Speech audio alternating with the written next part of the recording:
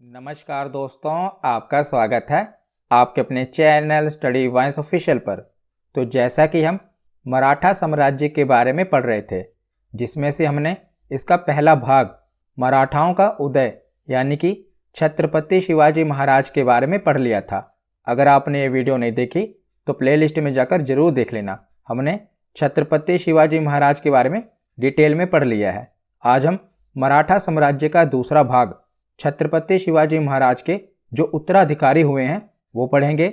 उसके बाद हम नेक्स्ट वीडियो में मराठा साम्राज्य का आखिरी भाग आंग्ल मराठा युद्ध और जो महत्वपूर्ण संधियां हुई थी वो देखेंगे। तो आज की इस वीडियो में हम इसका दूसरा भाग छत्रपति शिवाजी महाराज के सभी उत्तराधिकारी देखेंगे। हम वो सभी फैक्ट पढ़ेंगे जो एग्जाम में पूछे जाते हैं और लास्ट में प्रीवियस ईयर क्वेश्चन भी अटेम्प्ट करेंगे। तो पहले आप वीडियो को देखें और लास्ट में प्रीवियस ईयर क्वेश्चन जरूर अटेम्प्ट करें। तो चलिए बिना देरी किए हुए वीडियो को शुरू करते हैं। तो चलिए वीडियो की शुरुआत करते हैं। तो पिछली वीडियो में हमने जैसा कि छत्रपति शिवाजी महाराज के बारे में पढ़ा था कि 1680 ईस्वी में छत्रपति शिवाजी महाराज की मृत्यु हो जाती है और इनके बाद इनके वंशजों में सत्ता को लेकर थोड़ा संघर्ष देखने को मिलता है और ऐसे में इनके दो पुत्रों का नाम हमें देखने को मिलता है। तो छत्रपति शिवाजी महाराज की जो प्रथम पत्नी थी साईबाई, इनसे जो पुत्र हुआ था उनका नाम था संभाजी महाराज और इनकी जो दूसरी पत्नी थी सोयराबाई, इनसे इनका पुत्र हुआ था राजा राम। तो राजा राम और संभाजी महाराज के बीच में संघर्ष होता है कि अगला उत्तराधिकारी यानी कि अगला छत्रपति कौन बनेगा। तो शिवाजी महाराज के बाद जो अगले छत्रपति बनते हैं ये संभाजी महाराज बनते हैं, यानी कि साईबाई के पुत्र संभाजी महाराज शिवाजी महाराज के बाद अगले छत्रपति बनते हैं। तो छत्रपति शिवाजी महाराज के बाद अगले छत्रपति संभाजी महाराज बनते हैं। ये 1680 से लेकर 1689 ईस्वी तक छत्रपति बने रहते हैं और इस क्रम में ये अपनी राजधानी रायगढ़ में बसाते हैं। और जब संभाजी महाराज मराठा साम्राज्य के शासक बने तो इनके सामने कई चुनौतियां आई और ये चुनौतियां किसी बाहरी शक्ति के द्वारा नहीं बल्कि अपने ही साम्राज्य में ये चुनौतियां थी, क्योंकि सत्ता को लेकर इनके सौतेले भाइयों में कलह, आंतरिक कलह का माहौल और कुछ दरबारी भी संभाजी महाराज के विरुद्ध थे। तो इन संघर्षों के क्रम में संभाजी महाराज ने एक ऐसे व्यक्ति को अपने सबसे बड़े अधिकारी पद पर नियुक्त किया जिनका नाम था कवि कलश। बहुत ही महत्वपूर्ण व्यक्ति थे। संभाजी महाराज ने अपना प्रमुख सलाहकार किसे नियुक्त किया था? कवि कलश को नियुक्त किया था, याद रखिएगा। बाद में संभाजी महाराज के शासनकाल में एक महत्वपूर्ण घटना होती है। उस समय मुगल शासक कौन था? औरंगजेब। तो औरंगजेब के शासनकाल में उसका जो पुत्र था अकबर। मैंने औरंगजेब वाली वीडियो में आपको ये घटना बताई हुई है। मैंने जितने भी मुगल शासक हैं सब पर डिटेल में वीडियो बनाई हुई है। अगर आपने वो वीडियोस नहीं देखी तो प्लेलिस्ट में देख लेना। वहाँ पर मैंने आपको बताया था कि जो औरंगजेब का पुत्र था अकबर, ये अपने पिता के खिलाफ विद्रोह कर देता है और विद्रोह करने के बाद ये मराठाओं के पास शरण लेने आता है और उस समय मराठाओं के छत्रपति कौन होते हैं? संभाजी महाराज। तो ये संभाजी महाराज के पास शरण लेने आता है और संभाजी महाराज इसे यानी कि अकबर को शरण दे देते हैं। जिसके बाद क्या होता है, ये औरंगजेब से दुश्मनी ले लेते हैं क्योंकि इन्होंने उसके बागी पुत्र अकबर को शरण दी थी। इसीलिए 1689 में संगमेश्वर का युद्ध होता है। इसमें क्या होता है कि मुगल सेनापति मरखरब खान ने संभाजी महाराज और कवि कलश दोनों को बंदी बना लिया और 11 मार्च 1689 को औरंगजेब ने छत्रपति संभाजी महाराज और कवि कलश को बड़ी क्रूरता के साथ इनकी हत्या कर दी थी। किसने? औरंगजेब ने। तो ये बहुत ही महत्वपूर्ण घटना है जब इन्होंने औरंगजेब के पुत्र अकबर को शरण दी थी, जिस कारण क्या हुआ, संगमेश्वर का युद्ध हुआ और उसके बाद छत्रपति संभाजी महाराज और कवि कलश जिनका महत्वपूर्ण सलाहकार था, इन दोनों की हत्या बहुत ही क्रूरता के साथ औरंगजेब करवा देता है और बाद में संभाजी के बेटे शाहू महाराज को भी ये बंदी बना लेता है। तो जो संभाजी महाराज का बेटा होता है शाहू महाराज, उन्हें भी औरंगजेब बंदी बना लेता है। तो उसके बाद आगे तो संभाजी महाराज के बाद राजा राम जो उनके भाई होते हैं ना, हमने शुरुआत में देखा था। तो राजा राम अगले छत्रपति बनते हैं क्योंकि संभाजी महाराज के जो पुत्र थे शाहू महाराज, उन्हें तो औरंगजेब बंदी बना लेता है। तो बचते हैं राजा राम। तो राजा राम अगले छत्रपति बनते हैं 1689 से लेकर 1700 ईस्वी तक। तो इस प्रकार राजा राम 1689 में मराठा साम्राज्य की सत्ता संभाल लेते हैं। और राजा राम को यह आभास था कि मुगल मराठा साम्राज्य को अपने अधीन करना चाहते हैं। इसीलिए राजा राम द्वारा रायगढ़ से राजधानी स्थानांतरित करके सतारा को मराठा साम्राज्य की नई राजधानी बनाया गया था, याद रखिएगा। और इसी क्रम में राजा राम के पास पूरा मराठा साम्राज्य शासन करने के लिए होता है, परंतु वे मुगलों के कारण अपने साम्राज्य का ज़्यादा विस्तार नहीं कर पाते। और इसी क्रम में 1700 ईस्वी में राजा राम की मुगलों से संघर्ष करते हुए मृत्यु हो जाती है। तो राजा राम के बाद उनके पुत्र शिवाजी द्वितीय अगले छत्रपति बनते हैं। तो 1700 से लेकर 1707 ईस्वी तक शिवाजी द्वितीय अगले छत्रपति बनते हैं। तो इसके बाद राजा राम के पुत्र शिवाजी द्वितीय को शासन संभालना था, परंतु वे अल्पवयस्क थे, यानी कि अभी वे केवल 4 वर्ष के थे। तो राजा राम की मृत्यु के बाद उनकी विधवा पत्नी ताराबाई अपने 4 वर्षीय पुत्र शिवाजी द्वितीय का राज्य अभिषेक करवाकर मराठा साम्राज्य की वास्तविक संरक्षिका बन गई। कौन? ताराबाई, यानी कि इनकी माता शिवाजी द्वितीय की। क्योंकि शिवाजी द्वितीय अभी 4 वर्ष के थे तो इनकी माता इनकी संरक्षिका बन गई ताराबाई। और ताराबाई को मराठा साम्राज्य की सबसे बहादुर महिला कहा जाता है। याद रखिएगा, ये क्वेश्चन भी पूछा गया है कि मराठा साम्राज्य की सबसे बहादुर महिला कौन थी? तो ताराबाई थी। क्योंकि इनके समय जो छत्रपति थे वो केवल 4 वर्ष के थे, तो एक प्रकार से इन्होंने ही मराठा साम्राज्य को संभाला था। इसीलिए मराठा साम्राज्य की सबसे बहादुर महिला किसे माना जाता है? ताराबाई को माना जाता है। तो 1707 में क्या होता है? औरंगजेब की मृत्यु हो जाती है और उसकी मृत्यु के बाद उसके पुत्र शाह आलम द्वारा शाहू महाराज को रिहा कर दिया जाता है। हमने पीछे पढ़ा था ना कि संभाजी महाराज के पुत्र शाहू महाराज को औरंगजेब बंदी बना लेता है। तो जैसे ही औरंगजेब की मृत्यु होती है तो औरंगजेब के पुत्र शाह आलम द्वारा शाहू महाराज को रिहा कर दिया जाता है। अब शाहू महाराज मुगलों की कैसे रिहा होकर वापस मराठा साम्राज्य में आए, तो उन्होंने क्या देखा कि शिवाजी द्वितीय अगले शासक बने हुए हैं। तो उन्होंने सत्ता वापस लेने के लिए महारानी ताराबाई के साथ खेड़ा नामक स्थान पर युद्ध करा। क्योंकि शिवाजी द्वितीय तो अभी बहुत छोटे थे, इसीलिए युद्ध किसके साथ हुआ? ताराबाई के साथ हुआ। और कहाँ पर हुआ? तो खेड़ा नामक स्थान पर हुआ। तो ये पूछा गया है खेड़ा नामक स्थान पर किसके किसके बीच युद्ध हुआ था? ताराबाई और शाहू जी महाराज के बीच में युद्ध हुआ था। तो इस संघर्ष में शाहू महाराज की विजय हुई और इस प्रकार शाहू महाराज को मराठा साम्राज्य की सत्ता वापस मिल गई थी। तो शिवाजी द्वितीय यानी कि ताराबाई को इन्होंने हरा दिया और अगले छत्रपति बन गए शाहू जी महाराज। तो ताराबाई को हराने के बाद जो मराठा साम्राज्य था ये 2 भागों में बंट जाता है। सतारा, जिसे शाहू महाराज ने महारानी ताराबाई से संघर्ष करके जीत लिया था और वे वहां पर अपना शासन चलाते हैं। और शाहू महाराज से हारने के बाद जो ताराबाई हैं ये शिवाजी द्वितीय को लेकर कोल्हापुर चली जाती हैं और कोल्हापुर में अपना अलग शासन चलाती हैं। याद रखिएगा, शाहू जी महाराज सतारा में अपना शासन चलाते हैं और ताराबाई शिवाजी द्वितीय को लेकर कोल्हापुर में अपना शासन चलाती हैं। तो अगले छत्रपति बनते हैं शाहू जी महाराज, क्योंकि खेड़ा का युद्ध इन्होंने जीत लिया था। तो 1708 से लेकर 1749 ईस्वी तक ये छत्रपति बने रहते हैं। तो शाहू जी महाराज ने 22 जनवरी 1708 ईस्वी को सतारा में अपना राज्य अभिषेक करवाया और हमने मराठा साम्राज्य के प्रशासन में पेशवा पद की चर्चा की थी। तो मैंने आपको पिछली वीडियो में बताया था ना कि अष्टप्रधान में सबसे ऊपर किसका पद था? पेशवा का पद था। यानी कि पूरे मराठा साम्राज्य में देखा जाए तो सबसे ऊपर थे छत्रपति और छत्रपति के नीचे कौन थे? पेशवा। तो छत्रपति के बाद सबसे प्रमुख कौन होते थे? पेशवा होते थे। तो जब शाहू जी महाराज छत्रपति बने ना तो जो ये पेशवा वाला पद था इसका प्रभाव काफ़ी बढ़ गया। यानी कि आप धीरे धीरे देखेंगे कि पेशवा पद की जो शक्तियाँ थी ये बढ़ जाती हैं, आगे हम देखेंगे। और छत्रपति केवल नाम के ही रह जाते हैं। मराठा साम्राज्य पे शासन कौन करता है? पेशवा करते हैं, आगे हम पढ़ेंगे। जैसे आप देखते हैं कि हमारे भारत में देखा जाए तो सबसे ऊंचा पद राष्ट्रपति का है, फिर भी अगर वास्तविक शक्तियां देखें तो किसके हाथ में होती हैं? प्रधानमंत्री के हाथ में होती हैं। वैसे ही आगे चलकर क्या होगा? छत्रपति तो रहेंगे पर जो वास्तविक शक्तियां किसके हाथ में आ जाएंगी? पेशवा के हाथ में आ जाएंगी। तो शाहू जी महाराज ही वो आखिरी छत्रपति होते हैं जो वास्तविक रूप से छत्रपति होते हैं। इनके बाद क्या होगा कि पेशवा का काफ़ी वर्चस्व बढ़ जाएगा। तो शाहू जी महाराज के काल को ही पेशवाओं का काल कहा जाता है। याद रखिएगा, ये प्रश्न भी पूछा गया है। तो शाहू जी महाराज का शासनकाल 1708 से लेकर 1749 तक है। तो इसी बीच में 1713 में एक नए पेशवा बनते हैं, Balaji Vishwanath. Very very important, 1713 से लेकर 1720 ईस्वी तक बालाजी विश्वनाथ पेशवा के पद पर रहते हैं।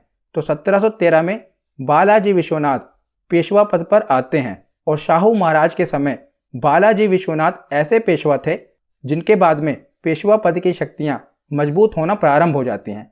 तो यहीं से आप देखेंगे कि छत्रपति की शक्तियां धीरे धीरे कम होती जाती हैं और पेशवा पद की शक्तियां बढ़ती जाती हैं। तो बालाजी विश्वनाथ को मराठा साम्राज्य का द्वितीय संस्थापक की संज्ञा भी दी जाती है, क्योंकि पीछे हमने देखा कि अभी तक छत्रपति का ही वर्चस्व था, पर बालाजी विश्वनाथ से ऐसा होता है कि अब पेशवा का वर्चस्व बढ़ने लगता है। तो इन्हीं को मराठा साम्राज्य का द्वितीय संस्थापक भी कहा गया है। किसको? बालाजी विश्वनाथ को। तो इन्होंने मराठा साम्राज्य को सुदृढ़ और मजबूत बनाने के साथ साथ शाहू महाराज को भी बहुत सफलताएं प्राप्त करवाई थी, क्योंकि अभी छत्रपति कौन थे? शाहू महाराज थे, बालाजी विश्वनाथ तो पेशवा थे। तो बालाजी विश्वनाथ के समय से क्या होता है कि पेशवा की राजधानी होती है पुणे। पेशवा कहाँ पर रहते हैं? पुणे में।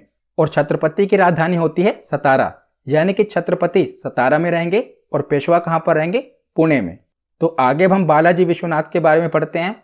तो 1719 में क्या होता है कि बालाजी विश्वनाथ द्वारा सैयद बंधुओं की सहायता की गई थी। तो मैंने मुगल वाली वीडियो में आपको सैयद बंधुओं के बारे में बताया था। इन्हें मध्यकालीन भारत का किंग मेकर कहा जाता है, सैयद बंधुओं को। तो 1719 में बालाजी विश्वनाथ द्वारा सैयद बंधुओं की सहायता की गई थी। तो सैयद बंधु उस समय मुगल वंश के राजा के निर्माता के रूप में अपना कार्य करते थे और बालाजी विश्वनाथ ने इन्हीं की सहायता करके उस समय मुगल शासक फर्रुखशियर को हटाकर उनकी जगह पर अगले मुगल शासक रफ़ी उद दरजाद को अगला मुगल शासक बनाया था। ये मैंने आपको पहले भी बताया हुआ है। तो ये सैयद बंधुओं की सहायता करते हैं अगला मुगल शासक बनाने में। तो इसके बाद क्या होता है कि 1719 में उस समय के मुगल शासक रफ़ी उद दरजाद, जो कि बालाजी विश्वनाथ की सहायता से मुगल शासक बने थे, रफ़ी उद दरजाद और छत्रपति शाहू जी महाराज के बीच दिल्ली की संधि होती है, जिसे रिचर्ड टेम्पल ने मराठों का मैग्ना कार्टा भी कहा है, याद रखिएगा। तो दिल्ली की संधि को रिचर्ड टेम्पल ने मराठों का मैग्ना कार्टा कहा है, क्योंकि इसके बाद क्या होता है, इस संधि के बाद क्या होता है कि दक्कन पर मुगल अपना अधिकार खो देते हैं। यानी कि जो दक्षिण भारत वाला एरिया है, दक्कन का क्षेत्र है, ये पूरी तरह से मराठाओं के अधीन हो जाता है। अब यहाँ पर जो कर भी होगा वो कौन वसूलेगा? मराठा ही वसूलेंगे। इस संधि के बाद यहाँ पर अब मुगलों का कोई भी हस्तक्षेप देखने को नहीं मिलेगा। इसके बाद में 1720 में बालाजी विश्वनाथ की मृत्यु हो जाती है। तो बालाजी विश्वनाथ के बाद अगले पेशवा बनते हैं बाजीराव प्रथम, जिन पर फिल्म भी बनी हुई है, आपने देखी होगी, बाजीराव मस्तानी। तो ये वही बाजीराव प्रथम है, जो कि 1720 से लेकर 1740 ईस्वी तक पेशवा के पद पर रहते हैं। तो बालाजी विश्वनाथ के बाद 1720 में बाजीराव प्रथम पेशवा पद पर आते हैं और इस दौरान शाहू महाराज राजा के पद पर अपना शासन चला रहे होते हैं। यानी कि शाहू जी महाराज अभी भी छत्रपति के पद पर होते हैं और अगले पेशवा बनते हैं बाजीराव प्रथम। तो इसी समय से पेशवा का पद वंशानुगत हो गया। पहले जो पेशवा का पद था ये वंशानुगत नहीं था, पर अब क्या होगा कि पेशवा का बेटा ही पेशवा बनेगा।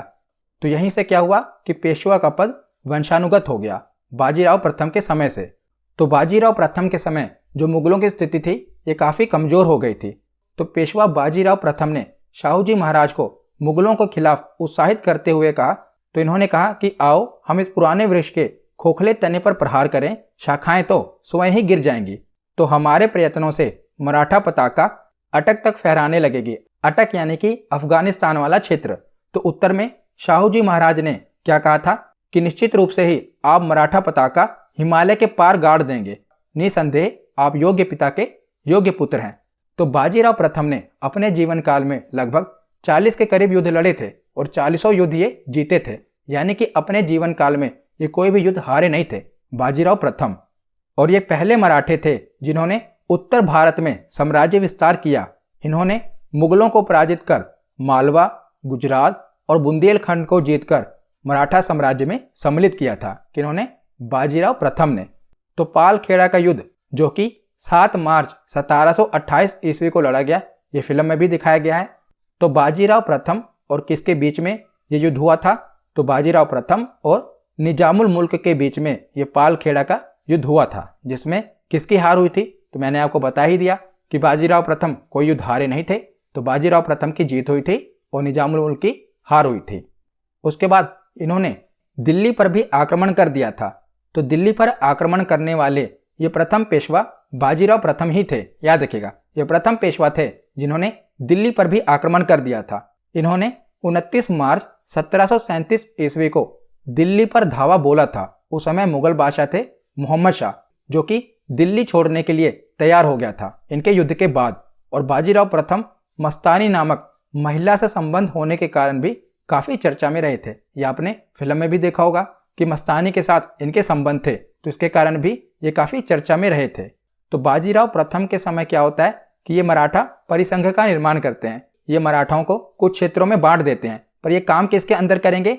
ये छत्रपति के ही अंदर काम करेंगे। जैसे कि पूना किसके अधीन रहेगा? तो ये पेशवा के अधीन रहेगा। बड़ौदा गायकवाड़ के अधीन रहेगा। ग्वालियर सिंधिया के अधीन रहेगा। इंदौर होलकर के अधीन रहेगा और नागपुर भोंसले के अधीन रहेगा। तो इस प्रकार इन्होंने मराठा परिसंघ का निर्माण किया और ये सभी परिसंघ किसके अधीन काम करेंगे? तो ये छत्रपति के अधीन काम करेंगे। तो इस प्रकार इन्होंने मराठा परिसंघ का निर्माण किया था और शक्तियों को बांट दिया था ताकि शासन व्यवस्था को अच्छे से चलाया जा सके। और ये सभी किसके अंदर काम करेंगे? तो एक ही छत्रपति के अंदर ये सभी काम करेंगे, याद रखिएगा। तो ये पूछा जाता है कि पूना किसके अधीन था? ये पेशवा के अधीन था। बड़ौदा गायकवाड़ के अधीन था। ग्वालियर सिंधिया के अधीन कर दिया गया। इंदौर होलकर के अधीन था और नागपुर भोंसले के अधीन था। और ये सभी किसके अंदर काम करेंगे? तो एक ही छत्रपति के अंदर ये सभी काम करेंगे। और वर्तमान में छत्रपति कौन थे इस समय? तो शाहू जी महाराज छत्रपति थे। तो उसके बाद आगे क्या होता है? तो 1740 ईस्वी में बाजीराव प्रथम की मृत्यु हो जाती है। तो बाजीराव प्रथम के बाद अगले पेशवा कौन बनते हैं? तो पहले हम बाजीराव प्रथम का एक चार्ट देख लेते हैं ताकि आपको समझ आए। तो बाजीराव प्रथम का एक छोटा भाई था जिसका नाम था चिमाजी अप्पा। तो चिमाजी अप्पा का बेटा था सदाशिव राव। तो आगे ये नाम आएंगे, इसीलिए ये चार्ट आप याद रखना। तो बाजीराव प्रथम के भाई थे चिमाजी अप्पा। तो चिमाजी अप्पा का बेटा था सदाशिव राव और बाजीराव प्रथम की पत्नी थी काशीबाई और मस्तानी से भी इनके संबंध थे। तो बाजीराव प्रथम की जो पत्नी थी काशीबाई, उनके दो पुत्र थे। पहले थे बालाजी बाजीराव जिन्हें नाना साहेब के नाम से जाना जाता था और दूसरे पुत्र थे रघुनाथ राव जिन्हें राघोबा भी कहा जाता था। तो काशीबाई से दो पुत्र थे, बालाजी बाजीराव और रघुनाथ राव। और मस्तानी से भी एक पुत्र था जिसे शमशेर बहादुर के नाम से जाना जाता था। इसी को कृष्ण राव भी कहते थे, शमशेर बहादुर को। तो आपने समझा, बाजीराव प्रथम के भाई का नाम था चिमाजी अप्पा, उसके पुत्र का नाम था सदाशिव राव। और बाजीराव प्रथम के काशीबाई से जो पुत्र हुआ था उसका नाम था बालाजी बाजीराव और रघुनाथ राव। और मस्तानी से जो पुत्र हुआ था उसका नाम था शमशेर बहादुर, जिसे कृष्ण राव के नाम से जानते हैं। तो बाजीराव प्रथम की मृत्यु के बाद जो अगला पेशवा बनता है ना, ये बनता है बालाजी बाजीराव, यानी कि काशीबाई का जो बड़ा बेटा होता है बालाजी बाजीराव। इसे नाना साहेब भी कहते थे। तो ये अगले पेशवा बनते हैं। तो बालाजी बाजीराव 1740 से लेकर 1761 तक पेशवा के पद पर रहते हैं। तो बाजीराव प्रथम की मृत्यु के बाद उनके पुत्र बालाजी बाजीराव पेशवा पद पर आते हैं। और इनका वास्तविक नाम क्या था? मैंने आपको बताया था नाना साहेब इनका वास्तविक नाम था, पर जब ये पेशवा बनते हैं तो इनका नाम पड़ता है बालाजी बाजीराव। तो इनके समय ही मराठा साम्राज्य का सबसे ज्यादा विस्तार हुआ था। जो आप मैप देखते हैं ना पूरा मराठा साम्राज्य का, तो इन्हीं के समय जो मराठा साम्राज्य था वो अपने पीक पर पहुंचा था, यानी कि अपने चरमो उत्कर्ष पर किनके समय पहुंचा था? बालाजी बाजीराव के समय। तो बालाजी बाजीराव के द्वारा केवल इनके आसपास क्षेत्रों तक ही नहीं बल्कि सिख क्षेत्रों से लेकर अफगान क्षेत्रों तक मराठा सीमा को पहुंचाने का इन्होंने प्रयास किया था। इसी के कारण क्या हुआ था? क्योंकि ये अफगान के क्षेत्रों तक पहुंच गए थे, इसी के कारण आगे हम देखेंगे कि अहमद शाह अब्दाली के द्वारा पानीपत का तीसरा युद्ध होता है, वो आगे हम पढ़ेंगे। तो बालाजी बाजीराव ने अफगान शासक अहमद शाह अब्दाली और उसकी सेना को भी अफगानिस्तान वाले क्षेत्र से भारत से बाहर कर दिया था। जिसके बाद क्या होता है कि अहमद शाह अब्दाली द्वारा 1761 में पानीपत का तीसरा युद्ध होता है और इसमें मराठाओं की हार होती है। किसके किसके बीच में होता है? तो मराठा और अहमद शाह अब्दाली के बीच में होता है। और अहमद शाह अब्दाली की इसमें विजय होती है और मराठाओं की हार होती है। तो एक बार चार्ट से समझ लेते हैं, क्योंकि जो पानीपत का तीसरा युद्ध है ये काफ़ी इंपॉर्टेंट है। मैंने आपको ये तो बता दिया कि मराठा और अहमद शाह अब्दाली के बीच में पानीपत का तीसरा युद्ध हुआ, पर हम ये देखते हैं कि मराठाओं की तरफ से किसने लीड किया, यानी कि मराठाओं की तरफ से किसने ये युद्ध लड़ा। तो देखिए, तो पिछले चार्ट में हमने पढ़ा था कि बाजीराव प्रथम का भाई था ना, जिसका नाम था चिमाजी अप्पा। तो जो चिमाजी अप्पा का बेटा होता है सदाशिवराव, इन्होंने ही पानीपत के तीसरे युद्ध को लीड किया था। वैसे तो देखा जाए मराठाओं की तरफ से 3 लीडर थे, सदाशिवराव, विश्वासराव और शमशेर बहादुर, पर जो प्रमुख सेनापति थे ये थे सदाशिवराव। याद रखेगा, ये पानीपत के तीसरे युद्ध के प्रमुख सेनापति थे सदाशिवराव। तो पानीपत के तीसरे युद्ध में मराठाओं की तरफ से कौन कौन गया था? तो पहले तो सदाशिवराव, क्योंकि ये मुख्य सेनापति थे, और उन्हीं के साथ जो मस्तानी का बेटा था शमशेर बहादुर, ये भी गया था। और साथ में बालाजी बाजीराव, यानी कि जो उस समय पेशवा थे, जिनके समय पानीपत का तीसरा युद्ध हुआ था, उनका बड़ा बेटा विश्वासराव भी गया था। बालाजी बाजीराव के 3 बेटे थे, विश्वासराव, माधवराव और नारायण राव। उसमें से विश्वासराव पानीपत के तीसरे युद्ध में गए थे। तो मराठाओं की तरफ से कौन कौन गया था? सदाशिवराव, शमशेर बहादुर और विश्वासराव।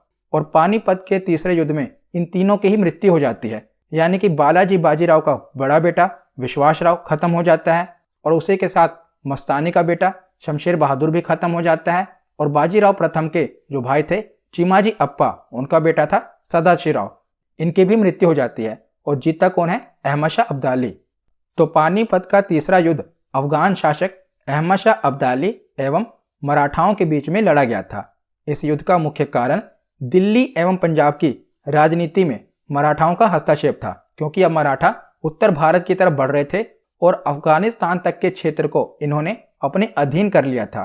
तो इस युद्ध में मराठाओं की भीषण पराजय हुई और महाराष्ट्र का कोई भी परिवार ऐसा नहीं था जिसने अपने स्वजन की मृत्यु पर शोक न मनाया हो।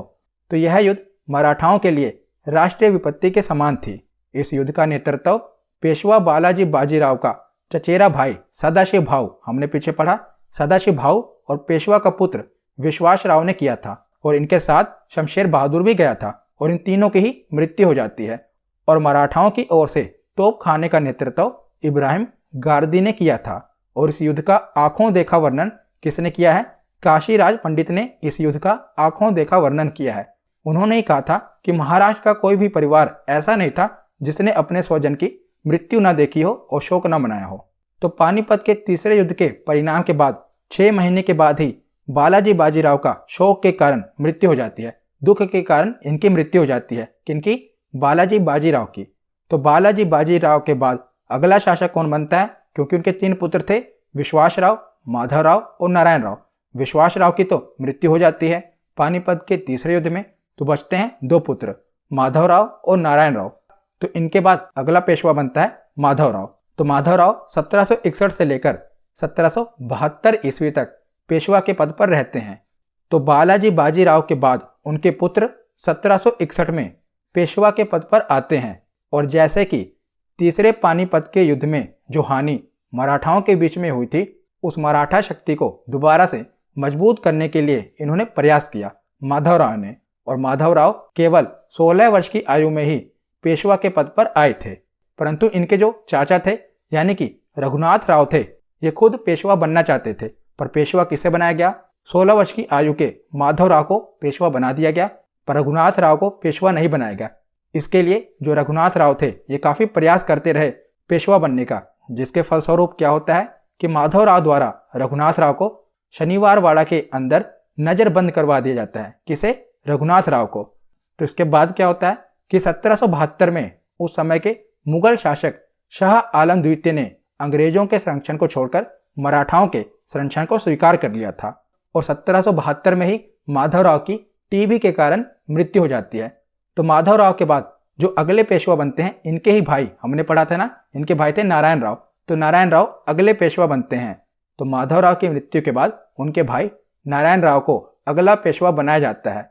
और जैसे ही नारायण राव अगले पेशवा बनते हैं तो ये रघुनाथ राव को रिहा कर देते हैं और यहीं पर गलती कर देते हैं। और जैसे ही रघुनाथ राव रिहा होता है, ये क्या करता है? नारायण राव की षड्यंत्र के द्वारा हत्या करवा देता है और अपने आप को अगला पेशवा घोषित कर देता है। कौन? रघुनाथ राव।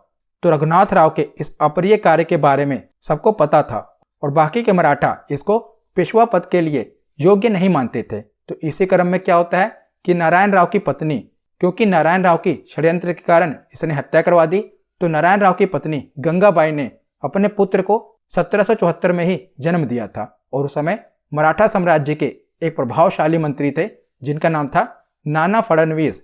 तो इन्होंने नारायण राव के पुत्र को पेशवा बनाने की मांग रखी। उन्होंने कहा कि रघुनाथ राव को अगला पेशवा नहीं बनाया जाएगा, क्योंकि जो पेशवा का पद था ये वंशानुगत हो गया था। हमने भी पहले देखा कि नारायण राव पेशवा के पद पर थे, जिनकी हत्या करने के बाद रघुनाथ राव अपने आप को पेशवा घोषित कर देता है, पर बाकी के मराठा उसे अपना पेशवा नहीं मानते। और उसी बीच में क्या होता है कि गंगाबाई नारायण राव के पुत्र को जन्म देती हैं और मराठा साम्राज्य का एक प्रभावशाली मंत्री होता है नाना फडणवीस, ये कहते हैं कि नारायण राव के बाद उनका पुत्र ही अगला पेशवा बनना चाहिए। तो नारायण राव के पुत्र को पेशवा बनाने की मांग इन्होंने रखी थी नाना फडणवीस ने, और एक प्रकार से ये मुहिम छेड़ दी कि नारायण राव के पुत्र को ही अगला पेशवा बनाया जाए। तो अंग्रेज जेम्स ग्रांट डफ ने नाना फडणवीस को मराठाओं का मैकियावेली कहा है। बहुत ही इंपॉर्टेंट है, याद रखिएगा। मराठों का मैकियावेली किसे कहा गया?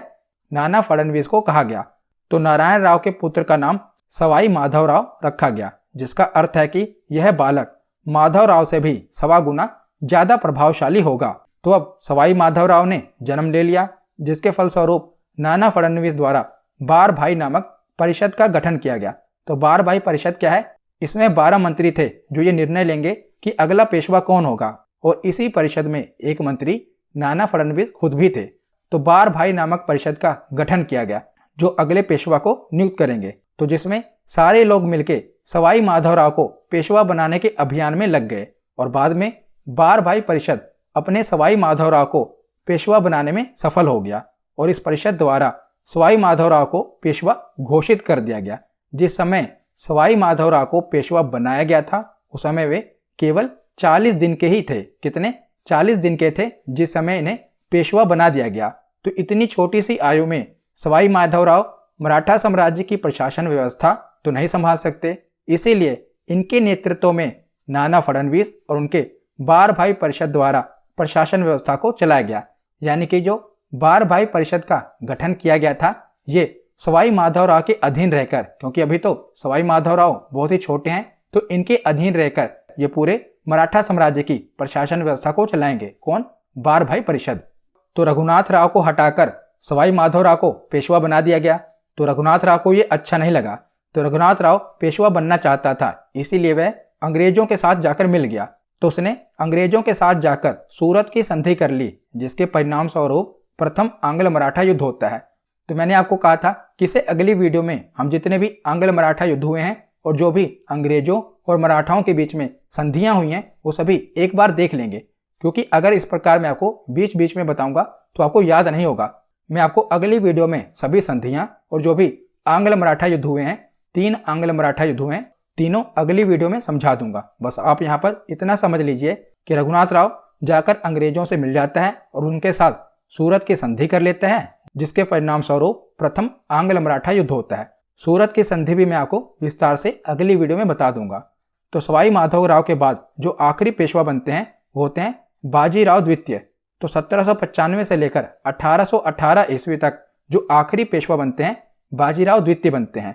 तो बाजीराव द्वितीय अंतिम पेशवा बनते हैं, और इस समय अंग्रेजों ने भी भारत पर अपने पैर जमा दिए थे, और तीसरे आंग्ल मराठा युद्ध के बाद अंग्रेजों द्वारा इस पेशवा पद को ही खत्म कर दिया गया, और बाकी क्षेत्रों की तरह मराठा साम्राज्य भी अंग्रेजों के अधीन आ जाता है।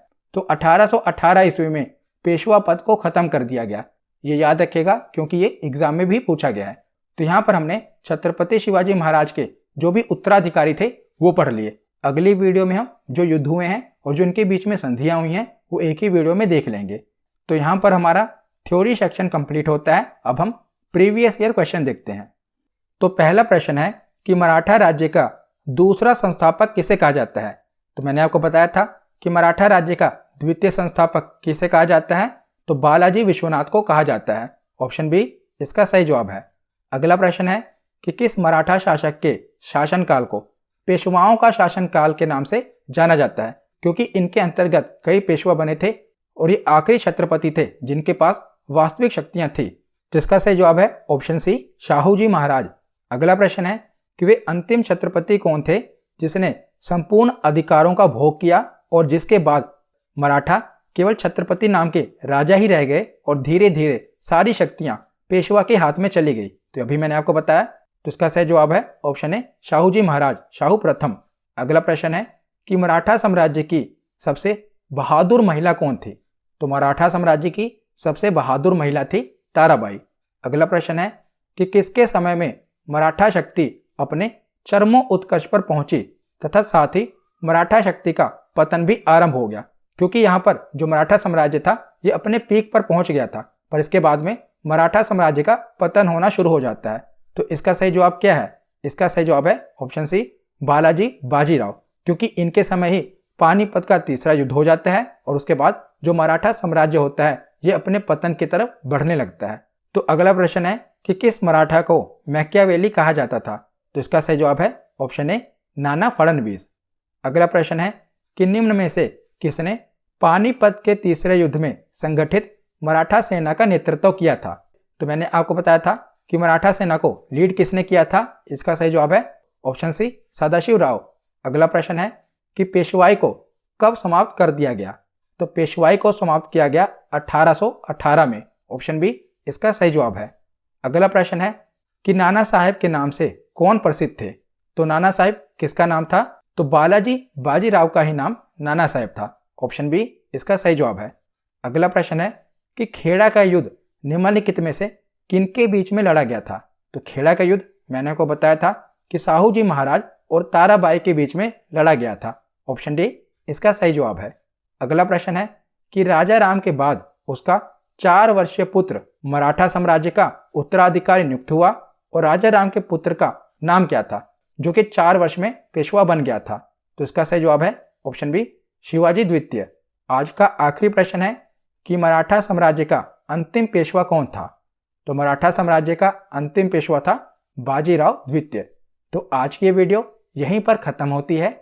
कैसी लगी ये वीडियो कमेंट सेक्शन में जरूर बताना। धन्यवाद।